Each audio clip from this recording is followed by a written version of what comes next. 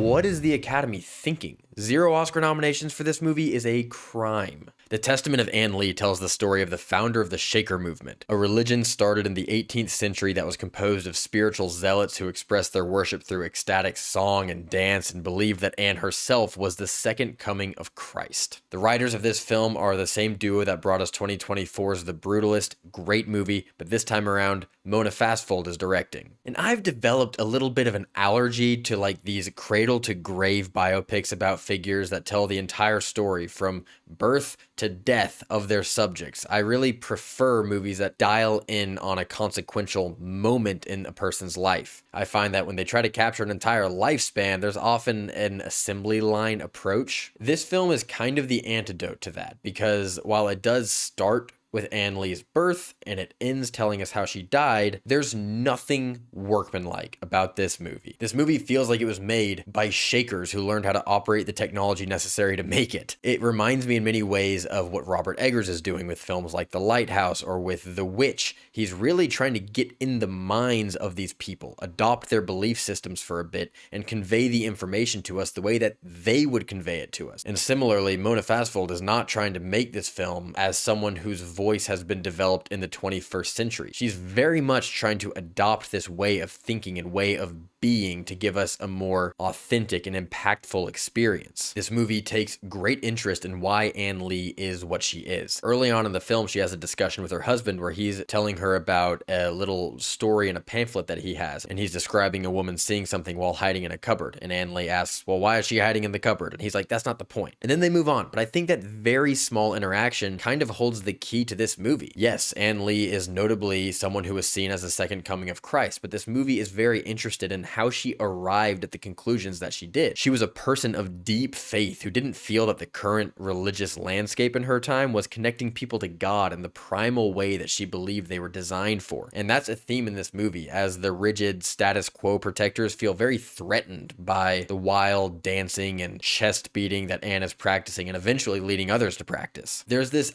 absolutely stunning montage sequence that splices footage of Anne going through some very traumatic life events, with her finding catharsis and connection through singing and dancing. It's unbelievably well shot, and there's just some images in that sequence that brought me very close to tears. And none of this works if Amanda Seyfried can't sell this woman's state of mind. She is unbelievably committed to this role. The entire thing is on her shoulders. She's all at once the spectacle of the film, but also our point of view for the majority of the runtime. She has to go from moments of grief and depression to moments of spiritual euphoria, all while maintaining this level of charisma necessary to help us understand why people would want to associate with her and be led by her. This is awe-inspiring work and definitely among the best performances of 2025. And Mona Fastfold is just an absolutely visionary filmmaker. The way she captures these events just immerses you in this perspective, even if you don't believe what Ann Lee does. And I certainly don't. But I also don't believe what Jordan Belfort believes. But for all 3 hours of The Wolf of Wall Street, I feel it. And that's the same thing that happens here. The budget is listed as $10 million,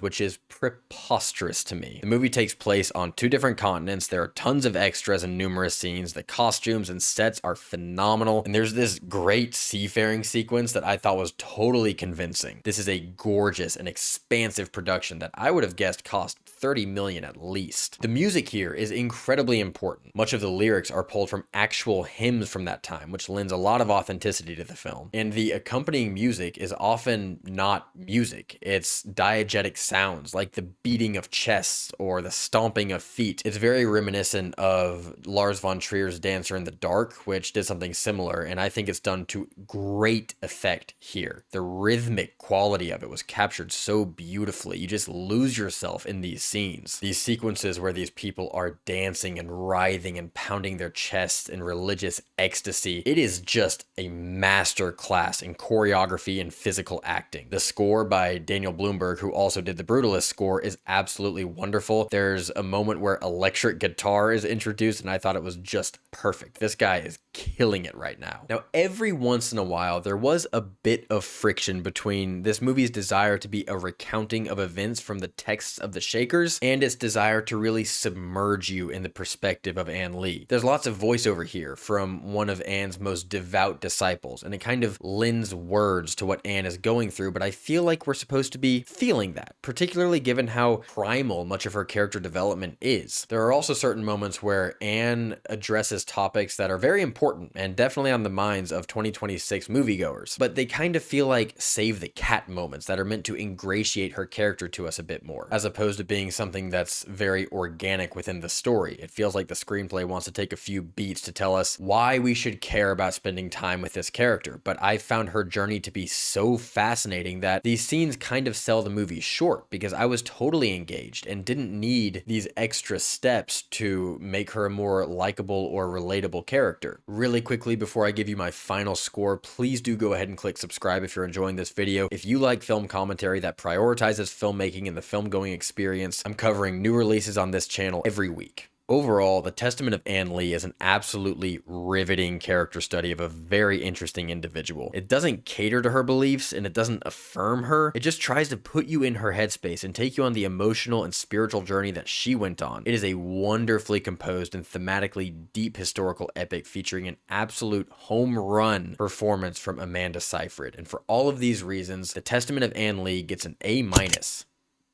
Definitely check this one out if it's playing anywhere near you. I really do think it's one of the best movies of 2025. I wish I saw it in 25 so I could add it to my best of the year list, but it just wasn't showing anywhere near me. But had I seen it, it would be pretty high on that list. If you have seen it, please let me know what you thought of it. If you enjoyed this video, please do like and subscribe, and I'll see you at the movies.